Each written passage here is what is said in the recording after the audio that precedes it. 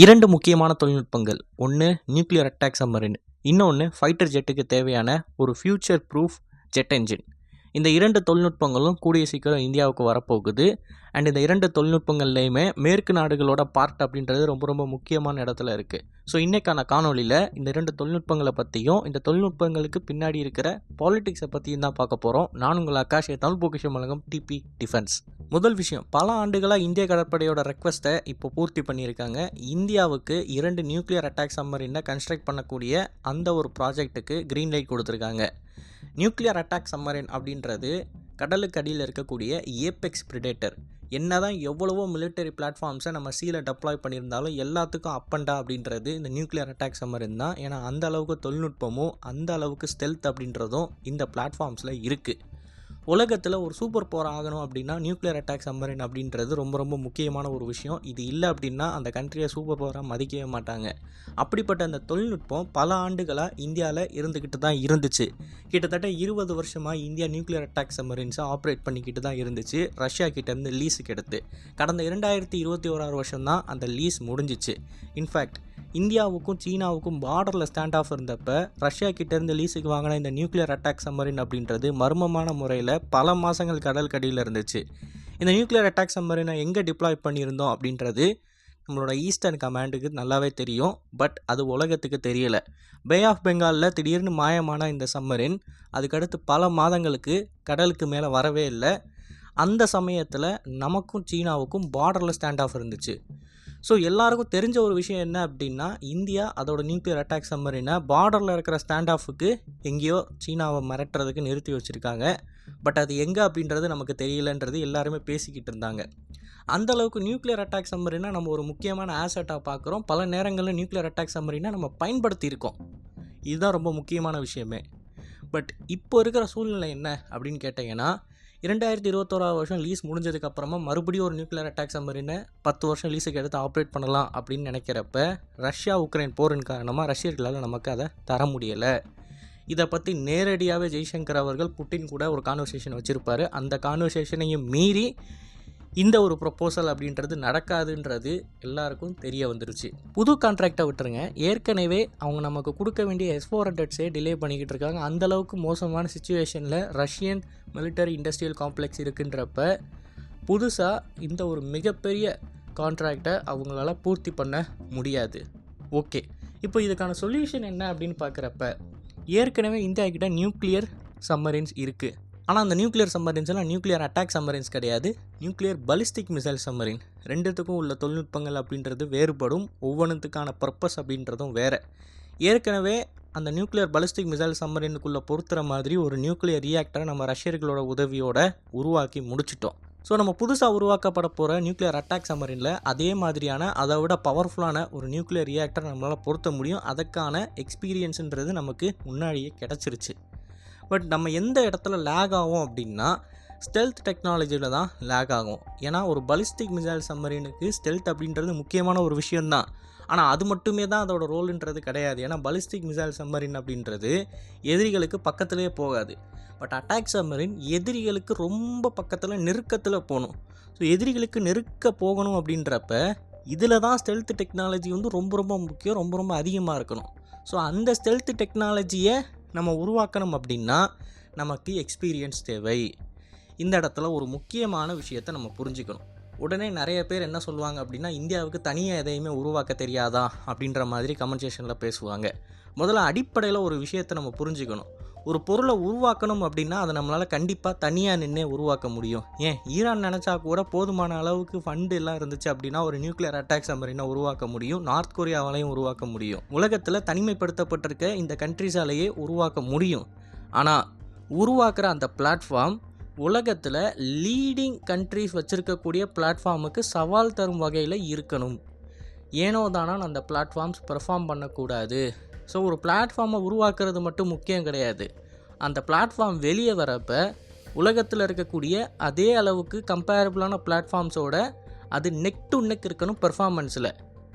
பெர்ஃபார்மன்ஸில் மட்டமான ஒரு பிளாட்ஃபார்மை உருவாக்கிட்டு நாங்களும் உருவாக்கிட்டோம் அப்படின்னு சொல்லி நம்மளால் சொல்ல முடியாது, சீனா சொல்கிற மாதிரி. இந்த இடத்துல தான் நீங்கள் ஒரு விஷயத்தை நல்லா புரிஞ்சுக்கணும். எக்ஸ்பீரியன்ஸ் அப்படின்றது நம்ம எத்தனை ஆண்டுகள் இந்த பிளாட்ஃபார்ம்ஸை உருவாக்கியிருக்கோம் அப்படின்றதுலேருந்து தான் நமக்கு கிடைக்கும். அப்படி நமக்கு கிடைக்கல, இதுக்கு முன்னாடி நம்ம இந்த பிளாட்ஃபார்ம்ஸே உருவாக்கலை அப்படின்னா ஏற்கனவே பல ஆண்டுகளாக இந்த பிளாட்ஃபார்ம்ஸை உருவாக்கிக்கிட்டு இருக்கிற ஒரு நாடு கூட டைப் வச்சு அந்த நாடு நமக்கு சில டெக்னிக்கல் இன்ஃபர்மேஷன்ஸை ஷேர் பண்ணணும். இதற்கு பெயர் தான் technology transfer R joint cooperation அப்படின்னு சொல்லுவாங்க. இந்த சேனலில் பார்த்துக்கிட்டு இருக்கிற யங்ஸ்டர்ஸுக்கு ஒரு விஷயத்தை புரிகிற மாதிரி சொல்கிறேன். பஜாஜ் அப்படின்ற இந்த பிராண்டு நிறைய பேருக்கு தெரியும், டிவிஎஸ்ன்ற பிராண்டும் நிறைய பேருக்கு தெரியும். இந்த 2 பிராண்டும் என்னைக்கு பர்ஃபார்மன்ஸ் பேஸ்டு பைக்ஸை விட ஆரம்பித்தாங்க அப்படின்னா ஒரு ஃபாரின் கம்பெனியோட கொலாபரேஷன் வச்சதுக்கப்புறமா தான். என்எஸோட மிகப்பெரிய பர்ஃபார்மன்ஸ் என்ஜினாக அந்த டைமில் இருந்தது பல்சர் 220 இருந்தது. அந்த 220cc என்ஜினை தவிர்த்து பார்த்தீங்க அப்படின்னா பஜாஜுக்கிட்ட வேறு எந்த ஒரு பர்ஃபார்மன்ஸ் என்ஜினுமே கிடையாது. அதோட பர்ஃபார்மன்ஸ் எப்படி இருக்கும் அப்படின்றதும் தெரியும். ஆனால் திடீர்னு NS 200ன்னு ஒரு வண்டி வந்துச்சு. ஸ்டாக்கில் 25 ஹார்ஸ் பவர். அந்த டைமில் 25 ஹார்ஸ் பவர் அப்படின்றதெல்லாம் இந்தியன் மேனுஃபேக்சரர்ஸில் யாருமே கொடுக்கல.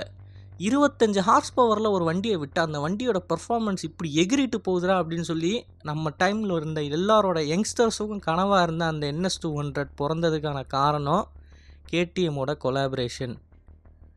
கேடிஎம் கிட்ட இருக்கக்கூடிய அந்த என்ஜினை எடுத்து அந்த என்ஜினில் இருக்கக்கூடிய டெக்னாலஜியை இந்தியன் கண்டிஷன்ஸுக்கு மாற்றி லான்ச் பண்ணப்பட்டது தான் NS 200. எல்லோரும் கேடிஎம்மோட அதே என்ஜின் அப்படின்னு சொல்லுவாங்க. பட் அது கேடிஎம்மோட அதே என்ஜின் கிடையாது. கேடிஎம்மோட என்ஜின் DOHC செட்டப்பு. ஆனால் அதில் இருக்கக்கூடியது single over head game shaft தான் இருக்கும். ப்ளஸ் 3 ஸ்பார்க் பிளக் இருக்கும். அந்த என்ஜினை எடுத்து சில மாடிஃபிகேஷன்ஸை பஜாஜ் ரீசர்ச் பண்ணி செஞ்சுருக்காங்க. பட் இந்த கொலாபரேஷன் நடந்ததுனால தான் அதுக்கப்புறம் பஜாஜில் இருக்கிற லைனப்பில் NS 200, RS 200 அண்ட் டாமினர் 400, இப்போ NS 400 வரைக்கும் பெர்ஃபார்மன்ஸில் பீக்கில் இருக்கக்கூடிய பைக்ஸ்லாம் ரிலீஸ் ஆச்சு. இதே கேஸ் தான் டிவிஎஸுக்கும். டிவிஎஸ் என்ன தான் இந்தியாவில் ஒரு ரேசிங் லெகசியை வச்சுருந்தாலும் அவங்களோட அப்பாச்சி RTR 160 அப்புறம் 200 4V இந்த வண்டியில் இருக்கக்கூடிய என்ஜின்ஸ் எல்லாமே கொஞ்சம் பழைய என்ஜின்ஸ் தான். எல்லாமே ஏர் and oil cooled engines. But RR 310 அப்படின்னு சொல்லி ஒரு வண்டி ரிலீஸ் பண்ணாங்க தெரியுமா? அந்த வண்டியில் ரிவர்ஸ் இன்க்ளைன்டு BMWவோட 310cc என்ஜின் இருந்துச்சு. ஸோ இந்த BMW கொலாபரேஷனின் காரணமாக வந்த ப்ராடக்ட்டு RR 310க்கும் அதுக்கு முன்னாடி ரிலீஸ் ஆன அப்பாச்சி RTR 160 அப்பாச்சி RTR 200 4Vக்கும் உள்ள வித்தியாசத்தை நீங்கள் தெளிவாக பார்க்க முடியும். இவ்வளோ தூரம் நான் பேசுகிறதுக்கு காரணம் என்ன அப்படின்னு பார்த்தீங்கன்னா, மேனுஃபேக்சரிங் அப்படின்றது வந்துருச்சு, அதாவது என்ஜினியரிங் அப்படின்றது வந்துருச்சுன்னா உலகம் முழுக்க இருந்து நம்ம இன்ஸ்பிரேஷன்ஸ் எடுக்கணும், கொலாபரேஷன்ஸ் இருக்கணும். அப்படி கொலாபரேஷன் எந்த அளவுக்கு நம்ம குளோபலி போகிறோமோ அந்த அளவுக்கு நம்மளோட ப்ராடக்ட் நல்லா இருக்கும். இப்போது ஸ்கார்பியோ எடுத்துக்கோங்க அண்ட் டாட்டாவோட லேட்டஸ்ட் கார்ஸ்லாம் எடுத்துக்கோங்க. சேஃப்டியில் டாட்டாவை அடிச்சிக்க முடியாது. Features, mileage, power and control அப்படின்னு எடுத்துக்கிட்டிங்கன்னா மஹேந்திராவோட கார்ஸ் இன்றைக்கி ஆஸ்திரேலியாவில் சேல் ஆகிறப்ப ஆஸ்திரேலியன்ஸ் இந்த காரை ஓட்டிட்டு இந்த கார் உண்மையிலே நல்லா இருக்குன்னு சொல்கிறப்ப அவ்வளோ தூரம் நம்மளோட என்ஜினியரிங் வந்திருக்கு அப்படின்னா அதற்கு இருக்கிற முக்கியமான காரணமே குளோபல் கொலாபரேஷன் தான். டாட்டான்னு எடுத்துக்கிட்டிங்கன்னா லேண்ட் ரோவர், ஜாகுவார் இந்த 2 பிராண்டையும் அவங்க தான் ஓன் பண்ணுறாங்க. அண்ட் மஹேந்திரா இதுக்கு முன்னாடி ஏகப்பட்ட கம்பெனிஸ் கூட கொலாபரேஷன் வச்சுருக்காங்க. ஈவன் ஜீப் கூட கொலாபரேஷன் வச்சுருக்காங்க மஹேந்திரா. அவ்வளோ தூரம் அவங்க கொலாபரேஷன் வச்சு சில கண்ட்ரீஸோட டெக்னாலஜியை பார்த்ததுக்கப்புறமா தான் உள்நாட்டில் நம்ம ஒரு ப்ராடக்டை உருவாக்குறப்ப அது குளோபல் லெவலில் காம்படிட் பண்ணுது. நான் வெளியே இருந்து இன்ஸ்பிரேஷனே எடுக்க மாட்டேன், நான் உள்ளுக்குள்ளே எல்லாத்தையுமே தனியாக தான் பண்ணுவேன் அப்படின்னு நீங்கள் நினச்சிங்கன்னா உங்களுக்கு ஹிஸ்ட்ரின்னு ஒன்று இருந்திருக்கணும். பழைய காலத்தில் நீங்கள் முதல்ல இருந்தே இந்த டெக்னாலஜிஸை உருவாக்கியிருக்கணும். இல்லைனா நீங்கள் ஒரு பொருளை உருவாக்க முடியும். கண்டிப்பாக ஒரு நியூக்ளியர் அட்டாக் சப்மரீனை 100% இண்டிஜினஸாக இந்தியா உருவாக்க முடியும். ஆனால் அந்த ப்ராடக்ட் குளோபல் லெவலில் போய் வைக்கிறப்ப கொஞ்சம் கூட தரமாக இருக்காது, கொஞ்சம் கூட அதால் காம்படிட்டே பண்ண முடியாது. ஸோ ஒரு கண்ட்ரி கூட கொலாபரேஷன் வைக்கிறது அப்படின்றது நம்மளோட வீக்னஸை காட்டுறது கிடையாது, நம்மளோட ஸ்ட்ரென்த்து தான் அது. அந்த கண்ட்ரிக்கிட்டேருந்து நம்ம ஐடியாஸ் நிறையவே எடுப்போம் அண்ட் நம்மளோட ஐடியாஸும் நிறைய இடத்துல அந்த கண்ட்ரிஸுக்கும் உதவிகரமாக இருக்கும். ஸோ ஒரு கொலாபரேஷன்ன்றது மியூச்சுவல் பெனிஃபிட்டாக இருக்கக்கூடிய விஷயம். ஸோ கொலாபரேஷனுக்கும் ஒரு கண்ட்ரி இந்த டெக்னாலஜியை உருவாக்கவே முடியாது இவங்களோட ஹெல்ப் இல்லைன்னா அப்படின்றதுக்கும் கொஞ்சம் கூட சம்மந்தமே கிடையாது. இது உங்களுக்கு நல்லா புரிய வந்திருக்கும் அப்படின்னு நினைக்கிறேன். இப்போ நம்மளோட பாயிண்ட்டுக்கு வருவோம். சம்மரினில் நம்ம யார் கூட கொலாபரேட் பண்ண போகிறோம் அப்படின்னா ஃப்ரான்ஸ் தான் நமக்கு இருக்கிற ஒரே ஆப்ஷனு.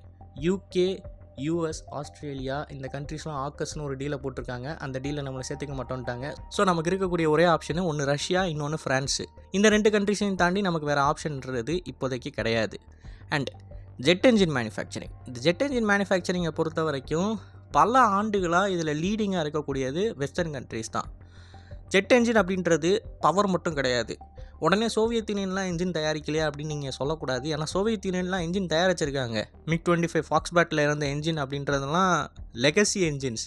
பட் அந்த என்ஜின்ஸ் பவரை மட்டும்தான் கொடுத்துச்சு. அந்த ஏர்க்ராஃப்ட்ஸுக்கு ப்ரூட் ஸ்ட்ரென்த்தை மட்டும்தான் கொடுத்துச்சு. அதை தாண்டி ரிலையபிலிட்டி, எஃபிஷியன்சின்ற இடத்துல, சர்வீசபிலிட்டி அப்படின்ற இடத்துல ரஷ்யன் அண்ட் சோவியத் என்ஜின்ஸ்னால் ரொம்ப பின்னாடி லேக் ஆகுறாங்க. இதை நான் சொல்லலை, இந்தியன் ஏர்ஃபோர்ஸோட சீஃப் சொல்லியிருக்காரு. சிம்பிளாக ஒரே வார்த்தையில் அவர் என்ன சொன்னார் அப்படின்னா, Russian engines are fuel thirsty, பவர்ஃபுல்லான என்ஜின்ஸ். பட் வெஸ்டர்ன் என்ஜின்ஸ்லாம் ரொம்ப எஃபிஷியண்ட்டான என்ஜின்ஸ், நல்ல ரேஞ்சை கொடுக்கும், அதை நம்மளால் ஈஸியாக மெயின்டைன் பண்ண முடியும், ப்ளஸ் அதோட லைஃப் அப்படின்றதும் ரொம்ப அதிகமாக இருக்கும் அப்படின்றத இந்தியன் ஏர்ஃபோர்ஸ் சீஃபே சொல்லியிருப்பார். ஸோ இந்தியன் ஏர்ஃபோர்ஸில் இருக்கிற எல்லாருக்குமே தெரியும், in terms of technology, in terms of efficiency மேற்கு நாடுகளோட கிட்ட கூட இப்போதைக்கு வேறு எந்த கண்ட்ரிஸாலையும் வர முடியாது அப்படின்னு.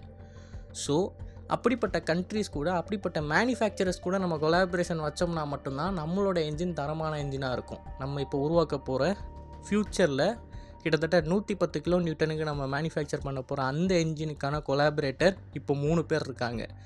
ஜெனரல் எலக்ட்ரிக், ஃப்ரான்ஸோட சாஃப்ரான், பிரிட்டனோட ரோல்ஸ் ராய்ஸ்.